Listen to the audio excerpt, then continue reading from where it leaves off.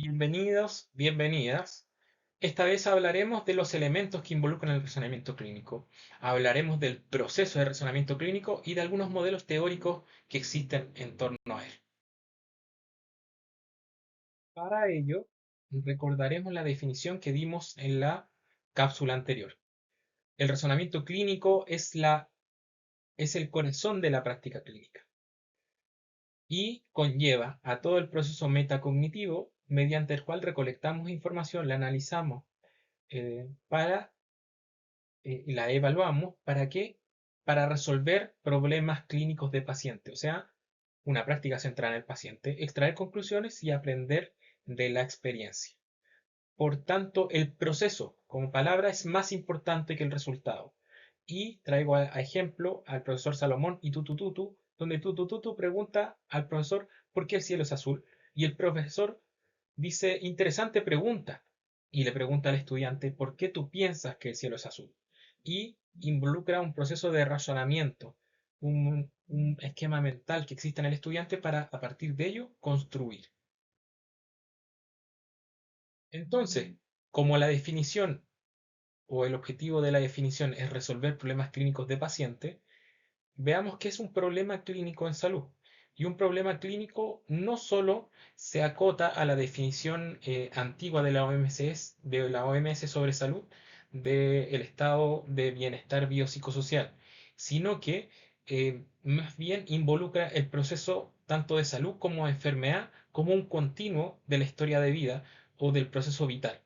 Y en este proceso entre salud y enfermedad hay muchos eventos relacionados con la salud que tienen que ver con afecciones tanto como el malestar, el padecer y la propia enfermedad o el diagnóstico de enfermedad. La enfermedad en sí habla de lo biológico, el motivo por el cual vamos a realizar un diagnóstico y un tratamiento. El padecer habla más bien del aspecto psicológico y el malestar muchas veces constituye el motivo de consulta y tiene que ver con lo biopsicosocial, con lo que es el entorno tanto de la afección como del padecer.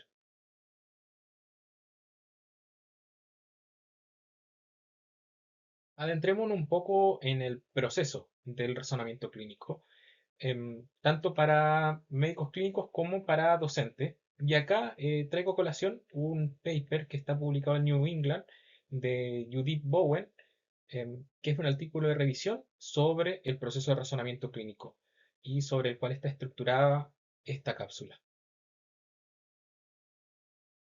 ¿Cómo es el proceso? El proceso se basa del método clínico y en esto está involucrado tanto el conocimiento, tanto el contexto del, del proceso de salud-enfermedad y la experiencia previa.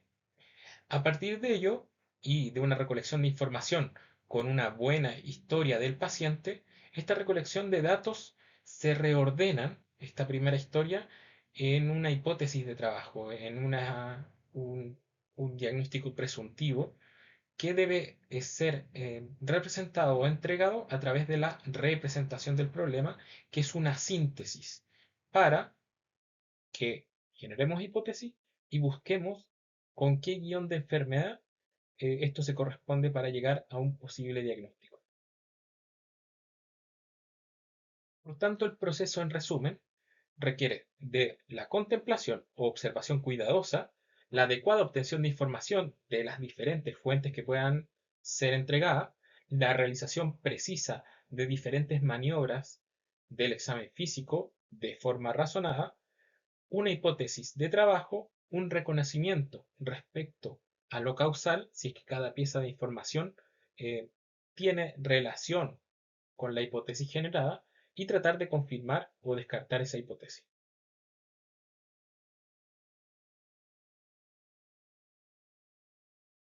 Este proceso se estructura habitualmente en la entrevista clínica de distintas profesionales de salud en iniciar por un motivo de consulta, que habitualmente es lo que mueve al paciente a consultar y está en- junto con sus preocupaciones, sus sentimientos, con el malestar o el padecer. A partir de este motivo de consulta es que se va a estructurar la anamnesis, ya sea próxima y remota, y a partir de ella se dice que podemos generar hipótesis diagnósticas con una certeza de un 60-80% y que el examen físico nos puede ayudar a disminuir nuestra incertidumbre y llegar al diagnóstico en un porcentaje de un 70-90% de las veces. Esta entrevista clínica se va a valer, obviamente, de una comunicación efectiva y adecuar el lenguaje del profesional al lenguaje del paciente para que entienda las preguntas y para que pueda entregar la información relevante. Vamos entonces a ejemplificar esto a través de un caso. Es un caso visto en medicina y nos dicen estas cápsulas o esta información nos dice que nos enfrentamos a una mujer de 60 años con antecedentes de artritis reumatoide. Esta mujer presenta un día de dolor e inflamación en el tobillo izquierdo y una semana de malestar general. Ha estado tomando prednisona 20 miligramos al día durante los últimos 6 meses y en el examen físico ella se encuentra con fiebre, taquicárdica y con edema del tobillo izquierdo, además de eritema en la zona. Hay sensibilidad tanto a la palpación y al movimiento activo como pasivo, y en el examen de sangre o en el laboratorio realizado destaca un aumento significativo de los leucocitos, 15.000 leucocitos. Esta información la escucha nuestro estudiante novato. Un estudiante puede ser un estudiante de medicina de segundo, tercer año que está aprendiendo a hacer entrevistas clínicas y le pedimos que nos relate la historia recién escuchada. El estudiante nos dice que se trata de una mujer de 60 años con una artritis reumatoidea que presenta un dolor e hinchazón en el tobillo en el contexto de un compromiso de estado general o malestar general. Y que el examen físico destaca que tiene taquicardia, fiebre, tiene artralgia en el tobillo izquierdo y leucocitosis. Y podemos observar o escuchar ya ciertos eh, términos semiológicos que intentan de alguna forma resumir la información ya entregada.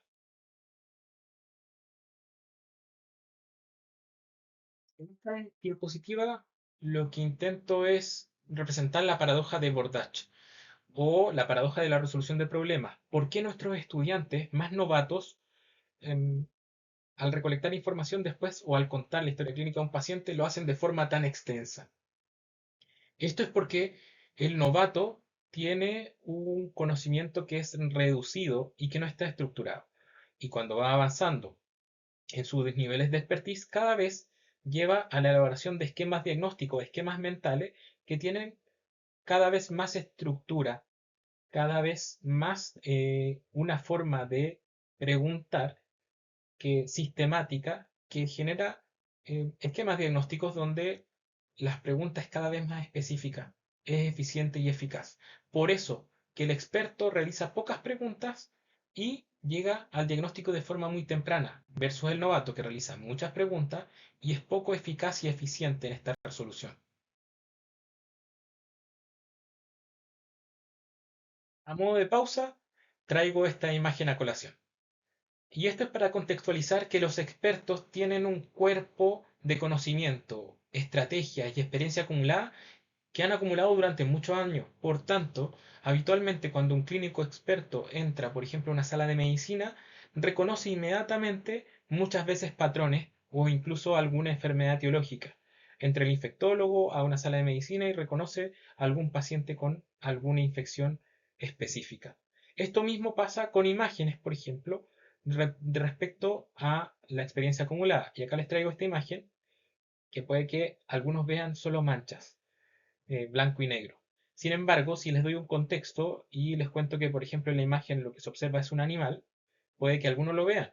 Si además agrego que este animal es un animal rumiante que pasta en nuestros campos y que produce la leche que muchas veces tomamos, probablemente ya puedan observar o ver el contexto de que se trata de una vaca. Si aún así les ayudo con una imagen previa como esta, puede que logren finalmente ver la cabeza de esta vaca y la imagen completa o el contexto general. Esto es lo mismo que pasa con nuestros expertos. Vamos un poco, entonces, a partir de la imagen anterior, ¿Cuál es la diferencia entre las representaciones de problemas de los expertos versus los novatos? Y la diferencia es que mientras más experto, mayor transformación semántica existe y se ocupan muchos más calificadores semánticos. Estos calificadores semánticos lo que nos ayudan es a generar distinciones entre distintas hipótesis o diagnósticos diferenciales. Por eso ocupamos, por ejemplo, agudo versus crónico, proximal versus distal, o palabras semiológicas o, o médicas que nos ayudan a generar comparaciones y que nos ayudan a sintetizar. Y a modo de ejemplo, les traigo entonces cómo sería la representación de problema de un residente de medicina interna respecto a la paciente ya vista.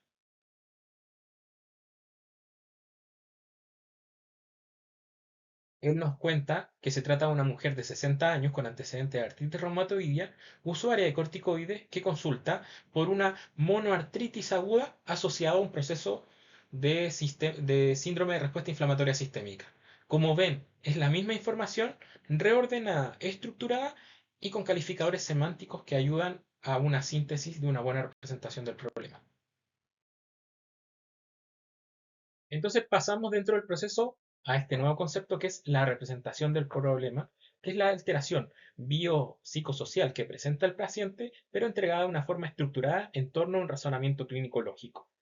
Para ello requerimos de una anamnesis que sea dirigida, así como un examen físico que sea razonado, que busque lo que debemos encontrar y que sea sintético, que haya un proceso mental detrás que haga trabajar el ordenamiento y la estructura de esta definición definitoria del caso. ¿Cómo podemos generar una buena representación del problema? Y acá a esta diapositiva le llamo el método, y es cómo generar una representación del problema adecuada o una oración definitoria del caso. Este esquema está adaptado de Catherine Lucy, una docente de medicina que realiza un curso que se llama Resolviendo Problemas Clínicos de la Universidad de San Francisco, California. Las cuatro preguntas básicas a responder son: ¿quién es el paciente? ¿Cuándo inició y la evolución del proceso de salvo-enfermedad? ¿Qué y cuáles son los síntomas y los signos que padece el paciente? ¿Y cómo se genera este problema de salud respecto al mecanismo causal o fisiopatológico? El quién representa en sí el contexto, la epidemiología, la edad, el sexo biológico, las comorbilidades y lo social. El tiempo respecto al calificador semántico si la proceso de salud de enfermedad es agudo o crónico, por ejemplo. El qué y cuáles respecto a la representación clínica, al síndrome que se configura, y el cómo respecto al mecanismo causal. La representación del problema sintética a través del proceso de razonamiento clínico, la idea es contrastarla con los guiones de enfermedad o los illness script. ¿Y qué son ellos? Son resúmenes mentales organizados del conocimiento que tenemos sobre una patología, una enfermedad, un proceso de salud-enfermedad. Y a modo de ejemplo, acá les traigo un illness script del guión de enfermedad de una neumonía adquirida en la comunidad, donde en esta especie de tarjetas de ayuda a memoria tenemos un gran resumen respecto a la epidemiología, el perfil temporal, el cuadro sindromático, la fisiopatología y cómo se realiza el diagnóstico, así como, junto con ello, la posibilidad ante incertidumbre de estudios complementarios, de diagnósticos diferenciales, tratamiento y las complicaciones más frecuentes.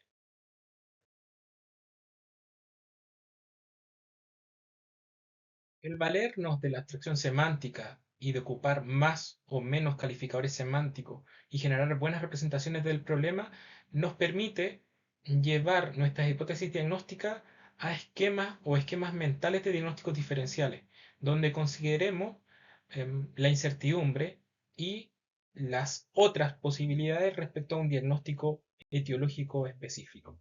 Acá damos ejemplo dos esquemas respecto al abordaje del edema desde su localización, su mecanismo y su origen. Lo anterior visto se conjuga en un gran esquema que es estructurado, que son todos los elementos que involucran el razonamiento clínico médico. Por un lado, tenemos que el razonamiento clínico es una práctica centrada en el paciente, porque ya vimos que en la definición todo lo que hacemos es para resolver problemas clínicos de paciente. Requiere, por tanto, de comunicación efectiva, requiere de los elementos que hemos visto hoy, de una buena historia clínica, una buena representación del problema.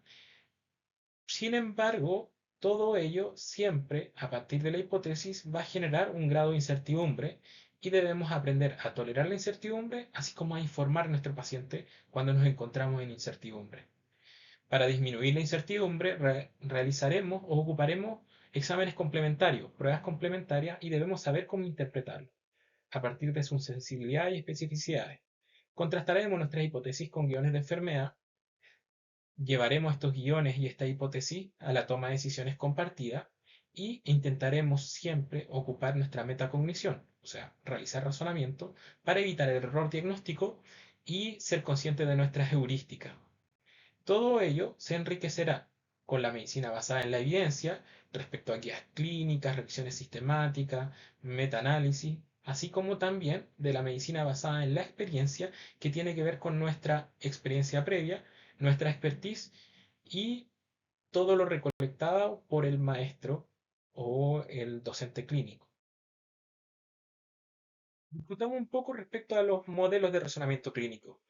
Y respecto a teorías del proceso dual de psicología cognitiva, se generan dos grandes grupos respecto a los razonamientos clínicos, a los que llamamos razonamientos clínicos no analíticos, que tienen que ver también, en muchos círculos se denomina reconocimiento de patrón, o sea, básicamente entramos a la sala, observamos a un paciente, identificamos inmediatamente, por ejemplo, una patología, y comparan el caso con lo que han vivido en el pasado, o sea, se utiliza la experiencia previa. Versus otro modelo que le llamamos el proceso modelos analíticos, que requieren de un mecanismo causal a analizar, a buscar cómo cada pieza de información tiene alguna relación con la otra pieza. Procesos duales es que ambos sistemas, el analítico como el no analítico, están muchas veces en conjunción en nuestro razonamiento clínico. Un esquema o modelo más actual aún es este modelo de diagnóstico de razonamiento de Cross-Kerry, que habla de que entre este proceso analítico y no analítico, al que llamaremos al no analítico reconocimiento de patrón o proceso del sistema 1, eh, está en equilibrio y se va ajustando respecto al no reconocimiento del patrón o el sistema 2, que es el analítico, para generar calibración en la representación del problema que nos lleve a un diagnóstico. Solo para enfatizar el reconocimiento de patrón tiene que ver mucho con el contexto, con las condiciones del ambiente, la ambigüedad de la tarea y el estado de ánimo físico o el estado de ánimo del propio del diagnosticador. Es mucho más rápido, es mucho más automático, versus el sistema 2, que es un sistema analítico que requiere de un pensamiento, una educación, una competencia lógica, el uso de la racionalidad y una retroalimentación del sistema.